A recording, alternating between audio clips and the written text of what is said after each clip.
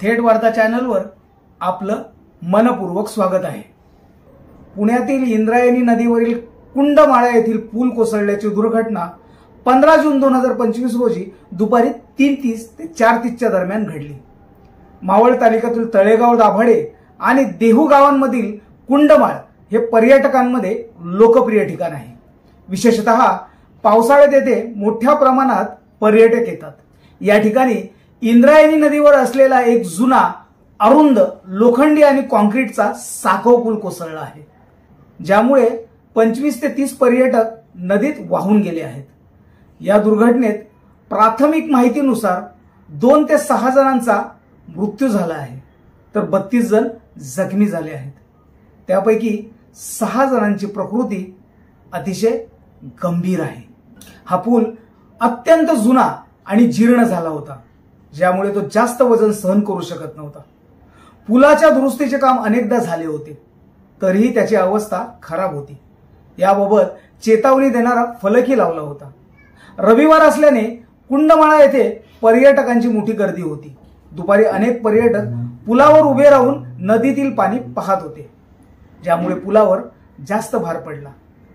तसेच प्रशासनाने पुलावर दुचाकी नेण्यास मनाई केली होती, तरीही स्थानिक लोक आणि पर्यटक दुचाक्या घेऊन जातच होते, ज्यामुळे पुलावर अतिरिक्त भार पडला। या ठिकाणी वाहतूक नियंत्रणासाठी कोणतीही व्यवस्था नव्हती, ज्यामुळे गर्दी आणि वाहनांचा वापर अनियंत्रित होता। पूल अचानक कोसळला आणि त्याचे 2 तुकडे झाले। यामुळे पुलावर उभे असलेले पर्यटक थेट नदीत पडले। नदीचा प्रवाह तीव्र असल्याने अनेक जण वाहून गेले। स्थानिक पोलीस, अग्निशामक दल, एनडीआरएफचे पथक आणि स्थानिक लोकांनी तातडीने बचाव कार्य सुरू केले आहे। काही पर्यटकांना वाचवण्यात यश आले आहे, तर काही अजूनही बेपत्ता आहेत। घटनास्थळी 20हून अधिक रुग्णवाहिका दाखल झाल्या आहेत। जखमींना तातडीने रुग्णालयात दाखल करण्यात आले आहे। मुख्यमंत्री देवेंद्र फडणवीस यांनी या दुर्घटनेत मृत्यू पावलेल्यांना श्रद्धांजली अर्पण केली आहे आणि जखमींच्या उपचारासाठी प्रशासनाला सूचना दिल्या आहेत। त्यांनी प्राथमिक माहितीनुसार 2 मृत्यू आणि 32 जखमींची नोंद केली।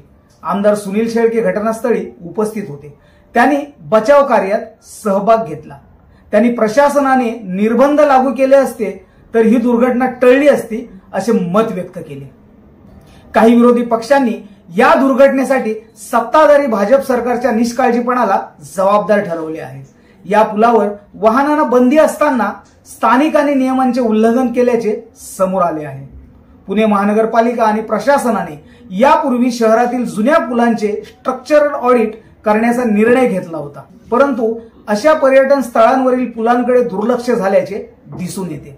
या घटनेनंतर पुण्यातील इतर जुन्या आणि धोकादायक पुलांचे ऑडिट आणि दुरुस्तीच्या मागण्या जोर धरू लागल्या आहेत। बचाव कार्य अद्याप सुरू आहे आणि बेपत्ता पर्यटकांचा शोध घेतला जात आहे।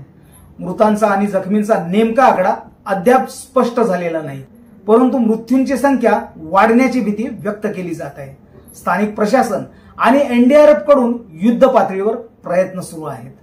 ही दुर्घटना पुण्यातील पर्यटन स्थळाच्या सुरक्षतेबाबत आणि जुन्या पायाभूत सुविधांच्या देखभालीबाबत गंभीर प्रश्न उपस्थित करते।